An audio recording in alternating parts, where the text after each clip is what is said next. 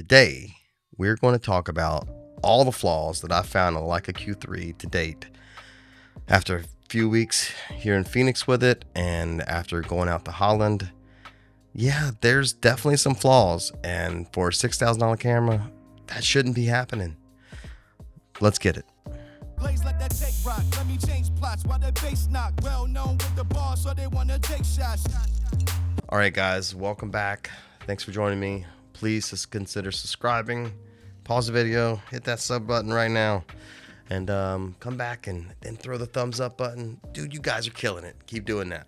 All right, seriously, all seriousness.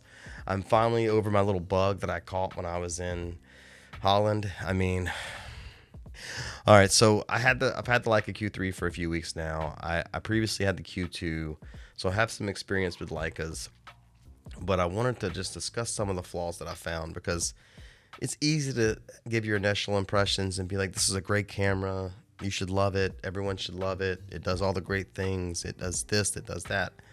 Yeah, on paper, but there's still problems, there's still issues, and there's still things that I didn't notice at first that it took me some time getting to use it to notice, and I wanted to just share those with you so you don't think it's all rose-colored glasses from this side of the house. So anyway, with that, let's get into it. So I had the Leica Q3 right here. One of the first things that I have to talk about is, oh my God, slow. It's slow. Like, for example, let's see how fast how fast before it turns on the screen. 1, 2, 3. There it is. Look how long that took. Okay, that's ridiculous. For just as a comparison, I haven't turned this camera on in 3 weeks. My Nikon ZF. I'm gonna switch it on. I'll go ahead and take the lens cap off of this one. Let's see how fast this one turns on. 1. It's already on. It's already on. Leica, what the hell's going on here, buddy? What are you doing? Like, what are you doing? So, first issue, it's very slow. And not only is it slow there, the menus are also pretty slow. They're not super slow, but they're not as fast as the Nikon ZF by no stretch of the imagination. And to be honest with you, my Lumix S5 II, also kind of slow. So it's not just a Leica issue. It might be a L mount. No, I'm just kidding. It might just be I guess Panasonic and Leica are in the old mount alliance. So maybe they use similar codecs or similar menus. I don't know. But yeah, I've noticed that the Lumix is also slow. So that's the first issue that I've seen. And the menus being slow, when you hit the play button, for example, I don't know if it's going to do it now, but when I hit the play button to playback to show my video photos, okay, that was pretty quick. It has at times taken a while, especially after I've taken a photo, even though I have a UHS 2 card in here, top of the line. So just know just know that the menus are pretty slow. That's something that you're going to notice. Startup times are very slow, so I would not turn it off unless you are, going somewhere where you don't need the shot right away. Because turning it back on, unlike some of the other cameras like the ZF, I can turn that sucker off. I see a shot, I can have it on and whip to my eye in no time. This thing might still be turning on and you might miss your shot. So be careful with that. Another thing I noticed when I was in Holland is the viewfinder. So I don't know if it does it through the back screen. When you half press the shutter button, okay, it looks fine on the back screen. But when you half press the shutter button, especially in a very high dynamic scene, the screen does some wonky stuff. Like, it looks almost like it's not in focus, like it's blurry, or like it's moving, or something funky. It doesn't. You cannot tell. I mean, luckily they've all been in focus. The autofocus says they're in focus. They're in focus. But at times I've noticed when I put this up to my eye and I half press the shutter button, that the screen starts to just look hazy or weird. I've noticed that. I'll be honest. I've noticed that on my Nikon ZF previously, not ZF. I'm sorry. I noticed that on my Nikon Z8 previously at times too, that when you half press and it's starting and the focus is starting to work, that the screen resolution changed. So I don't think it's just a Leica issue. I just know that I just know that I noticed it on the Leica as well. And this is a $6,000 camera. You shouldn't have this happening. I'm sorry, Leica. You just shouldn't have this happening. It's too much money to spend for this kind of wonkiness. You need to give us a high resolution, high readout, fast screen that doesn't do this. It wasn't like screen tearing, but it was kind of like screen tearing to some extent. So that's something else I noticed. Be careful, or watch out for this, or don't think it's the camera's broken. The camera's fine. It's just, that's the camera. Next thing I want to talk about, finicky autofocus. I definitely had some autofocus issues at night, and some high grain too, to be honest with you.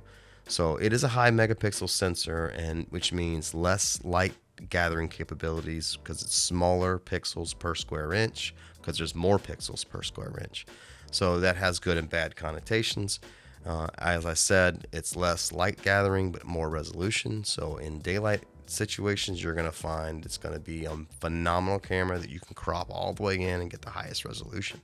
But at night, even with a 1.7 lens, I had some issues in some of the darker areas when I was in the Windmill Museum acquiring focus. I had to manual focus to some extent, so just be careful with that. The autofocus isn't perfect, but I don't think Leica autofocuses have ever been perfect, to be honest with you. And I didn't expect it to be. Unfortunately, you should, because my $3,000, even this $2,000 ZF has better autofocus than the Q3.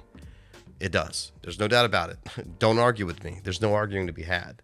The autofocus is good, but it's still not on par with the latest from Nikon, and certainly not Sony or Canon.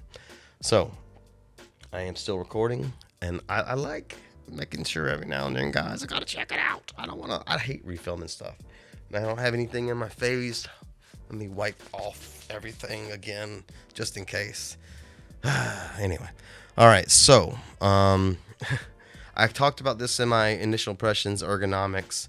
Thanks to Made from Java again. Him and I are starting to, I hope he feels the same way, but I'm starting to develop a friendship with a guy I never even met in person. I've only seen on YouTube, but we've conversed many, many times in the comments and over email and such. He recommended this small rig grip. He said it's better than the Leica grip, and I got to tell you, I love it.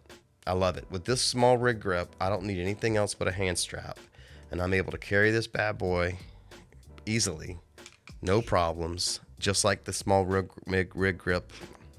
Damn it. Just like the small rig grip I have on here, now I have one on my Q3 as well. So small rig grip for the win. You have access to your battery and your memory card, no problem. It even has a built-in screwdriver that magnetically attaches to the bottom. Booyah. So get a grip. Seriously, get a grip. All right, I alluded to this already before, but slow buffer. I felt like even with the UHS 2 card in here, I still had issues with the large files starting to buffer pretty quick. So just know that, just be cognizant of that. Just prepare your shots. Don't go crazy with your continuous shooting unless you really need to, because it seems to be slower on the buffer size. Once I took a few shots, I hit the play button to check, and it took a second to pull it up.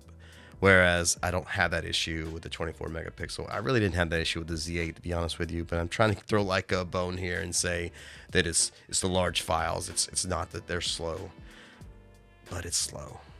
Does it mean that I don't like it? Absolutely not. Love it. Don't plan on getting rid of it. 100%. It's the shit. But there's issues. It's not perfect, and I'm never going to tell you it is. Man, I'm seeing this focus box move all around while I'm talking. I hope, Panny, don't make me get rid of you too. I hope you got my eye in focus. I will sell you in a heartbeat. Anyway, all right. So those are really the issues that I've noticed so far using it. I'll tell you how I primarily used it when I was in Holland. I primarily used it in aperture priority mode.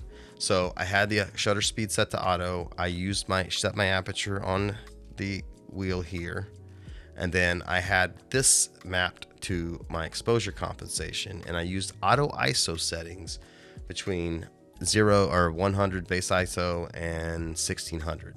So if it got below 1600, it started adjusting, or got above ISO 1600, it would start adjusting my shutter speed below 125.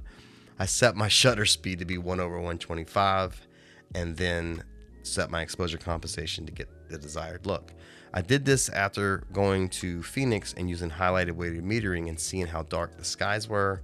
I want to keep the skies not brightened, and so I wanted to be able to have creative control completely over the exposure. And yes, you can do that in manual, but to do that in manual, you're manually changing everything and it slows you down a little bit.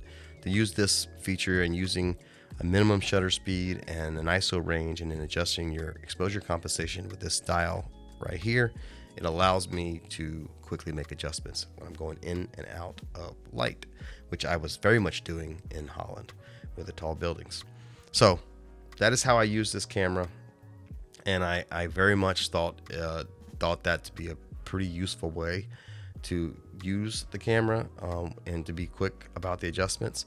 Of course, it's not hard to like just use this wheel right here, set your ISO or set your shutter, and then set your ISO. It's not hard to do that. I would agree. I just didn't want to deal with all that. It's a new camera to me, and I didn't want to deal with all that until I got used to the camera. So at the same time, if you saw my Holland vlog, what? I mean, it's not all negative, guys. If you saw my Holland vlog, you'll notice that this Q3 performs, I mean, amazing. Just simply amazing. There's really nothing else to say about it. It's a very, very, very top performing quality image type camera. Now, would I trust it at a wedding, for example? No. Too many autofocus issues, too slow, the buffer's too slow to start up, too slow to shut down. Battery life is great though. The battery life, it lasted me a complete full day while I was out. Now, pro tip, you don't want to spend $200+ on a battery and have to carry a battery charger with you everywhere you go. The Q3 does have a USB-C port, and I found this bad boy, and it's a hefty bad boy, but this bad boy right here, 28,000 milliamp battery. You could recharge your camera, your phone, your iPods, or AirPods, whatever you want. I charged, actually, I used this right here. I'm gonna let you in. I used this right here to charge my iPad Pro 13-inch yesterday because I didn't want to plug it in, but I wanted to test out DaVinci Resolve Studio on it, and I wanted to have it plugged in to make sure that I was getting the full performance of the machine. So I used the Anker battery to plug the thing in while I was on the couch, and the iPad thought it was plugged in the entire time, even though it wasn't. So highly recommend that portable battery. I used it to charge my Osmo Pocket 3, my Leica Q3, my phone, my tablet the whole time I was in Europe, and it is phenomenal. It keeps you from having to worry about keeping extra batteries for anything, to be honest with you. I never used the extended battery for my Osmo Pocket 3 because I could just recharge it with this little Anker. So I say little, it's not little, but you get the drift. So pro tip, don't buy extra batteries, just recharge the ones you have. This battery does last a full day, and if you needed to recharge it while you're getting a beer or having some lunch, that Anker portable battery is awesome. Well, I think really that's all the little flaws that I've noticed so far. It's a phenomenal camera. It takes phenomenal photos. The photos in Holland that I took with this all were just simply amazing. They turned out just simply amazing. And I was able to print several of them. They're on their way from in the mail right now. Can't wait to hang them on the wall along with some of the other ones I have throughout the studio here. So yes, it's definitely a keeper. I definitely keep in the Q3. It's not going to go anywhere, but I do know its limitations. I do know some of its limitations now, and I'm going to continue to use it and put it through the paces, and I'll provide a full review once I've done so. It's going to finally be below 100 this weekend in Phoenix, so I'm hoping to get out and shoot. I don't know which camera I'm going to take right now. I really want to take the FE and shoot some film, but I haven't shot with the Nikon in a while. I really think it might be a cool video to try to take this Panasonic S5 II out and do street photography with it. I got the 50mm f1.8 on it today, so it's a pretty sharp lens, I've heard. Maybe I will. That's another video idea I have to see how the street photography capabilities of the S5 II are in comparison. So far, my street photography camera of choice is the ZF, and it will continue to be the ZF, but the Q3 will be in my bag probably 60% of the time when I'm traveling, maybe 80% of the time when I'm traveling, and maybe 50% of the time when I am out and about here in Phoenix. All right, I think that's it for now. I hope you guys enjoyed this one. If you got any other flaws that you've noticed with the Leica Q3, drop them in the comments. Help everyone make an informed decision, an informed buying decision.